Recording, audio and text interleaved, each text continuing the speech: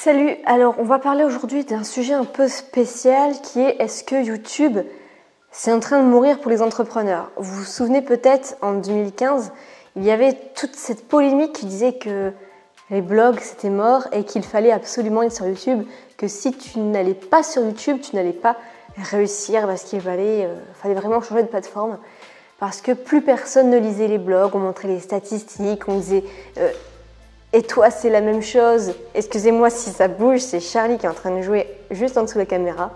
On disait si toi-même tu lis plus des articles de blog, tu regardes que YouTube, les gens n'ont plus envie de lire des articles. Bref, on faisait passer les entrepreneurs sur YouTube et on leur disait que c'est là où ça marchait le mieux. Alors c'est vrai que YouTube ça marche bien. Moi j'ai eu énormément de mal quand même à me mettre du blog à YouTube parce que YouTube il faut se montrer. Ça demande beaucoup plus de compétences à l'oral, de stratégie, même au niveau de la mise en place, ça demande quand même du temps, même plus que la vidéo en elle-même. Et donc ça pouvait être un peu décourageant, mais au final, bien, j'ai apprécié de faire des vidéos sur YouTube. Alors là, j'ai l'impression qu'on arrive à la fin d'une période aussi en 2019 où YouTube semble être en train de mourir, en tout cas pour les entrepreneurs, pour plusieurs raisons. La première raison, c'est que, bien il est clair que les entrepreneurs, ils ont en moyenne, en général, bien sûr, peu de vues par rapport au nombre d'abonnés. Ça, tu le remarques souvent, il y a des entrepreneurs chez qui c'est flagrant, d'autres non. Mais il faut savoir que chez d'autres où le nombre de vues est assez bon, en fait, par derrière, c'est parce qu'ils font des pubs YouTube. Donc, c'est un petit peu faussé, on va dire, au niveau des résultats. Mais pourquoi? Parce que en fait, sur YouTube, ça reste une plateforme de divertissement et beaucoup de personnes veulent juste se divertir et puis c'est tout. Pourtant, il y a quand même un sondage qui dit que 51% des gens sur YouTube veulent s'informer et apprendre. Donc c'est pas rien quand même. Pour moi, YouTube, dire que c'est mort, quand on voit ce chiffre-là, une personne sur deux est là pour apprendre, quand même, ça reste. Il y a quand même beaucoup de personnes qui sont prêtes à nous suivre pour apprendre des choses. Donc voilà ce que je voulais dire par rapport à ça, parce que c'est une plateforme de divertissement. Les entrepreneurs ne veulent pas passer pour des clowns. Leur ego en prend un coup parce qu'il n'y a pas beaucoup de vues. Mais moi, je repense en fait à l'époque où je regardais des vidéos sur YouTube. J'ai commencé vraiment à m'intéresser vers 2013. J'étais encore étudiante et je me souviens qu'à chaque fois que je rentrais de ma journée bien pourrie d'étudiante en droit où c'était juste intense et c'était horrible parce qu'en fait je voulais pas encore me l'avouer que je n'aimais pas le droit et que je voulais arrêter tout ça. Ma seule bouffée d'oxygène, c'était de regarder des vidéos sur YouTube des entrepreneurs à l'époque qui publiaient assez régulièrement sur YouTube. C'était ma seule bouffée d'oxygène. Et je sais que ça se retrouve chez plusieurs entrepreneurs qui ont réussi maintenant. Ceux qui ont réussi maintenant, parfois, leur seule bouffée d'oxygène, c'était de regarder les vidéos des entrepreneurs d'avant. Donc pour moi, il ne faut pas oublier ça. Et je sais qu'il y a beaucoup de personnes qui regardent aussi les vidéos d'entrepreneurs aujourd'hui. Et ils sont en train de tous partir. Mais en tout cas, moi, je ne partirai pas parce que je me souviens que regarder des vidéos sur YouTube, c'est juste une bouffée d'oxygène pour se motiver. C'est comme si on regardait, c'est comme si plutôt on parlait, on écoute un ami ou une amie qui vous parle, qui est là pour vous motiver, qui est là pour vous donner de bons conseils et qui est là pour vous mettre dans le droit chemin. Parce que sur un article de blog, c'est juste pas la même chose. On ne voit pas là vraiment la personne, on se sent moins connecté à elle. Et en tout cas, moi je n'abandonnerai pas YouTube parce que c'est pas à mon ego que je pense, c'est pas au fait que ça marche ou je fais pas beaucoup de vues ou peu de ventes par rapport à YouTube. Je m'en fous, je veux quand même être là, avoir une certaine présence pour mon audience parce que je me souviens de moi à l'époque où j'en avais besoin. J'avais besoin de regarder des vidéos sur YouTube pour continuer de me motiver. Plutôt que de regarder, je sais pas, le journal de 20h, je regardais mes abonnements du jour et ça me faisait plaisir de voir une nouvelle vidéo d'un entrepreneur que je suivais qui avait publié une nouvelle vidéo pour me motiver. D'accord? Donc c'est très important, il y en a qui sont parfois en période de chômage, il y en a qui sont étudiants, il y en a qui sont encore salariés et regarder des vidéos sur YouTube, pour moi ça marchera toujours.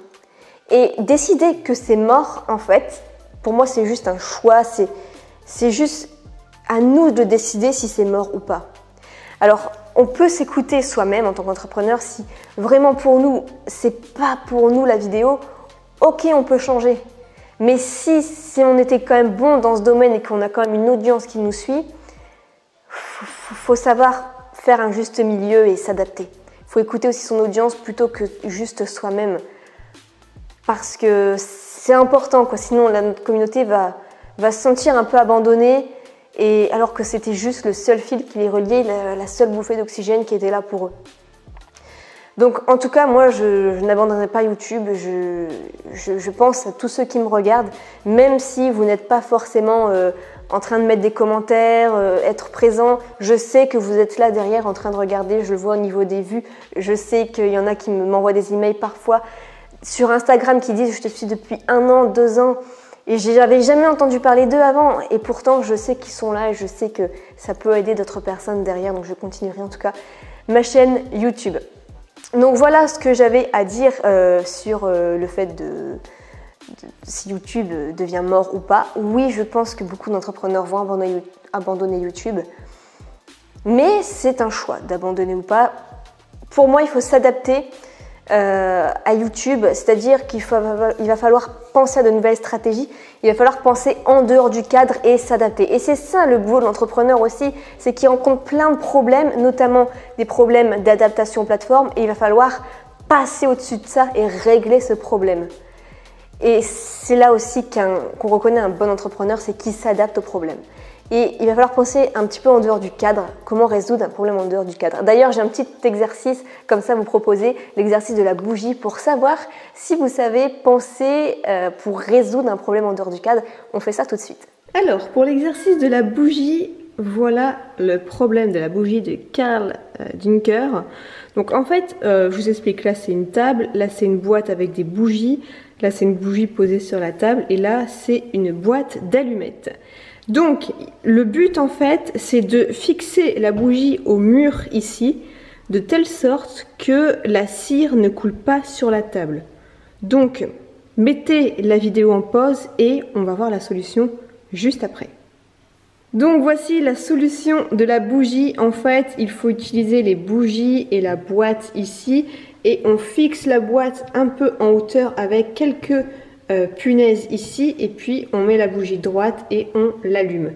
Donc on dit que la solution n'est pas algorithmique, c'est-à-dire que ça suit un processus défini, mais heuristique, sortir des sentiers battus pour découvrir une nouvelle méthode. Donc c'est un peu ça en fait que je prends sur YouTube, c'est qu'il va falloir bien sortir du cadre et trouver des solutions heuristiques pour sortir des sentiers battus. Alors un peu de statistiques sur ces problèmes. Donc les résultats du test. Il faut savoir que on a fait avec 2 groupes ce problème. Et le groupe 1, eh bien, on leur donnait un chronomètre et il n'y avait aucune récompense pour ceux qui parvenaient à trouver le résultat. Et le deuxième groupe, eh bien, ils avaient aussi un chronomètre, mais ils avaient une récompense à la fin. Je crois que c'était de l'argent, mais c'était de l'argent. Et les 25% les plus rapides ont 5 $ et le numéro 1 à 20 $. Donc il faut savoir que c'était des étudiants, donc pour eux, c'était pas mal d'avoir ça. Donc il faut savoir que le groupe, il faut savoir qu'au niveau des chronomètres, le groupe qui était récompensé a fait 3,30 minutes en plus en moyenne par rapport au groupe 1 qui lui n'avait même pas de récompense. D'accord? Donc c'est énorme. Ce groupe-là, ils savaient qu'ils avaient une récompense à la fin, ils ont mis en moyenne 3,30 minutes de plus que le groupe qui n'avait même pas de récompense à la fin. Enfin, on leur avait rien dit, hein. On leur avait juste dit régler ce problème et c'est tout. Eux, on leur a dit régler le problème, ils auraient une récompense. Donc, qu'est-ce qu'on en retient ici? C'est que la récompense, elle réduit le champ de réflexion. Qu'est-ce que je veux dire par là? C'est que parfois, quand c'est motivé par l'argent, on n'a pas toujours des idées claires pour avoir justement des idées en fait. D'accord? Donc voilà pour le test de la bougie. Je voulais faire le lien avec l'entrepreneuriat par rapport à YouTube et le fait que si on ne pense qu'à l'argent, on n'a pas forcément d'idées créatives pour s'en sortir et on finit parfois par tout arrêter. Voilà pour ce petit test, j'espère qu'il vous a plu.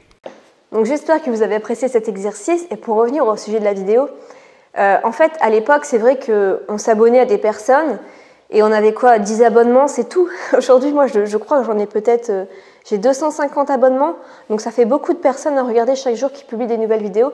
Donc forcément, il faut sélectionner et faire des choix. Et donc forcément, bien, les personnes ont moins de vues. Tout le monde a moins de vues en fait sur leurs vidéos parce qu'il y a de plus en plus de concurrence. Mais pour moi, en fait, justement, enfin, c'est bizarre, mais dans un monde où on est de plus en plus connectés, les gens humains, entre eux, sont de plus en plus déconnectés. Et si on continue d'avoir quelqu'un qui montre sa véritable facette humaine, qui montre ses échecs, ses réussites, un petit peu son évolution dans sa vie d'entrepreneur, on a envie de suivre cette personne. C'est comme une bonne série. Peut-être qu'on va rater parfois 1 ou 2 épisodes, mais on va suivre de manière assez régulière cette personne-là. Et ça va vraiment nous donner envie et la motivation, la force de continuer. Voilà pour cette vidéo. Dites-moi ce que vous en pensez sur, en ce moment, YouTube, qui est en train un petit peu de dégringoler dans l'estime des entrepreneurs. Et dites-le moi donc dans les commentaires. On se retrouve dans une prochaine vidéo. Prenez soin de vous. Ciao.